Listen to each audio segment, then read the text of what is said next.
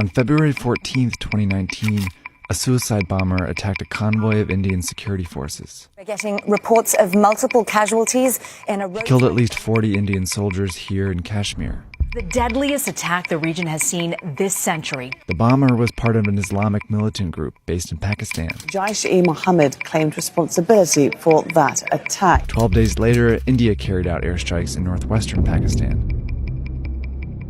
Then Pakistan shot down at least one Indian aircraft around here. Tensions rose between the two rival nations. It can escalate. To escalate. Serious escalation in years. Kashmir is one of the most disputed places on Earth. Over the course of 70 years, it's been at the center of 3 wars, fought between 2 massive armies. It's heavily occupied by more than 500,000 Indian troops and a deadly collection of militias and terrorist groups. Kashmir is the stage for the relentless conflict between India and Pakistan. But focusing on these 2 countries can obscure what's really at stake: the voice of Kashmiris who are caught in a vicious cycle of violence.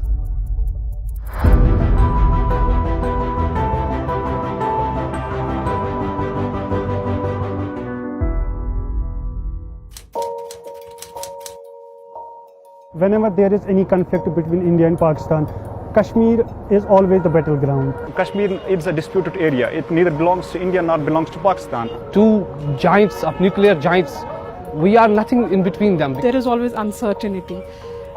You never know what is going to happen. It can be a hartal, it can be a strike, anybody can be killed anytime. We are the pawns in their hands. It's a mess. It is a mess, and we have been affected in every possible direct and indirect way. I have been born in this conflict, and I have to die within this conflict. Kashmir is one of the most strategic places in the world, where 3 powerful countries collide: India, Pakistan, and China.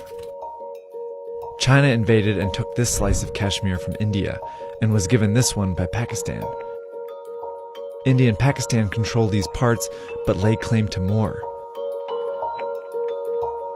This region is at the center of a brutal conflict over these disputed borders, so it's important to start when the borders were being drawn. In the mid-1800s, India was a patchwork of several hundred provinces and princely states under British rule. A century later, when British India won independence, the British left and hastily decided to split the region into 2. These areas would be a new Muslim-majority country, Pakistan, and this would be the mostly Hindu but secular India. The partition was bloody. Communal hatred flares up in the Punjab. 1 million people become refugees overnight. They flee from savagery and butchery that has never been exceeded, even in India's stormy history. Amid the chaos, some princely states were given the choice to join either country. In most cases, the ruling monarchs followed the will of their people. But this state, called Jammu and Kashmir, was different. It was right along this new border and had a Muslim-majority population, but was ruled by a Hindu monarch. When asked to pick a side, the ruler chose to stay neutral. Fearing that the monarch would join India, the Kashmiri population rebelled here in 1947. Armed tribesmen from Pakistan soon joined the fight. The monarch turned to India for military help and in exchange agreed to join them, which sparked the first Indo-Pakistan War in Kashmir. Continuing thus increased the threat to world peace and brought the dispute to the attention of the United Nations.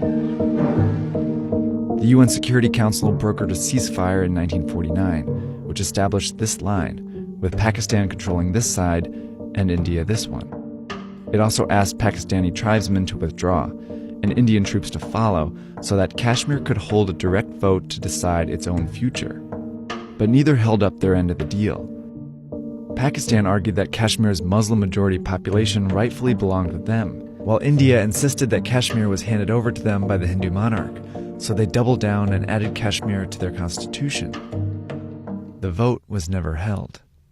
I think every person in Kashmir has been affected by India and Pakistan. The Kashmir is completely destroyed by India as well as by Pakistan. This is a territorial dispute, they call it. They don't need people. The main stakeholders are the Kashmiris. Their opinions are not being heard. Both countries continued to tighten their grip around it for decades. Kashmir, fighting is going on, and heavy casualties in men and equipment have been inflicted on the aggressor. In 1965, the Second Indo-Pakistan War broke out in Kashmir. Thousands of people were killed between the huge armies on both sides. A ceasefire ended the war, but didn't change this line. Kashmir was kept divided and occupied. Another war broke out in 1971. This time the focus wasn't in Kashmir, it was in East Pakistan. Here, India helped rebels fight for independence and dealt Pakistan a devastating defeat. This region became a new country, Bangladesh, and Pakistan lost its eastern half. This made Kashmir more important than ever. It became one of the most militarized places on Earth as India and Pakistan deployed planes, tanks, artillery, and soldiers along the line of control. On the political front, in '87, India reportedly rigged an election, declaring a pro-India party as the winner. Now, this was a big turning point for many Kashmiris, who felt they were again denied the chance to vote. Thousands took to the streets in Indian-controlled Kashmir to protest the occupation. But India met the movement for independence with harsh resistance, which quickly escalated to more violence. In January, security forces opened fire on demonstrating separatists, turning a 2-year-old struggling movement into a full-blown popular uprising. More than 650 people have been killed in clashes between troops and separatists. Kashmiri militias, like the Jammu and Kashmir Liberation Front, started recruiting Muslim youth to fight for independence, and increasingly attacked the Indian military. Pakistan saw an opportunity in this insurgency. They helped introduce a new kind of militant group, radical Islamic fighters who fought for more pro-Pakistan Kashmir. By the mid-90s, these groups dominated the insurgency. India responded with incredible military force, deploying 500,000 troops to Kashmir, and they cracked down on militants and protesters. Unarmed civilians were killed, and many were forced to flee the violence. And in '98, the stakes were raised yet again. Today, India conducted 3 underground nuclear tests. Pakistan today successfully conducted 5 nuclear tests. Kashmir became a battleground between 2 nuclear-armed nations, and another war broke out in 1999. More evidence of the attacks being launched on the Indian-controlled area of Kargil. The past 2 days have seen some of the fiercest fighting so far. Militant Muslim fighters have also crossed over into some parts of Indian-ruled Kashmir. The 1999 war ended with another ceasefire, but that didn't stop either country. Over the years, Pakistan's militant groups got bolder and launched terror attacks in and outside of Kashmir. In 2001, members of Lashkar-e-Taiba bombed India's parliament building in New Delhi, killing 14 people. And in 2008, 10 militants from the same group killed 174 people and wounded 300 in Mumbai. Meanwhile, Indian military cracked down in Kashmir, firing bullets and pellets on unarmed protesters, leaving hundreds wounded and blind. This is the vicious cycle of violence. The Indian Army's crackdown drives some Kashmiris to join Pakistani-backed militant groups who carry out violence against the Indian forces. It's a cycle that Kashmiri civilians are stuck in the middle of. Just because of this conflict, we are losing our young generations because we are getting killed. Every second day we hear a news that 2 boys were killed, 3 boys were killed, and there is an anger, among young generation. There are psychological effects of the conflict. Okay, everybody is facing some sort of problem in Kashmir. Hopelessness is everywhere due to this conflict. When you snatch pens from youth, you are yourself forcing them to pick up guns. Which brings us back to 2019. The suicide bomber was 19-year-old Adil Ahmed Dar from Pulwama, Kashmir.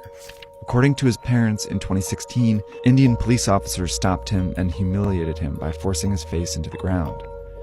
The same year, he was shot in the leg at a protest. The next year, Dar left home with his brothers to join Jaish-e-Mohammed, a Pakistani-supported militia that radicalized him and trained him to be a suicide bomber. A year later, he drove explosives into an Indian military convoy. For more than 70 years, India and Pakistan have driven a cycle of violence, retaliation, and exploitation in Kashmir. But beneath it all is the Kashmiris' wish to make a choice.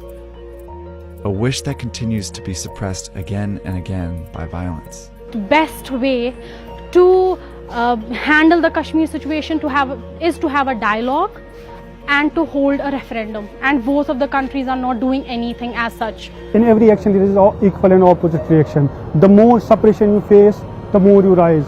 I just want to get a freedom, to get a right to do everything. As a teenager, I have big dreams.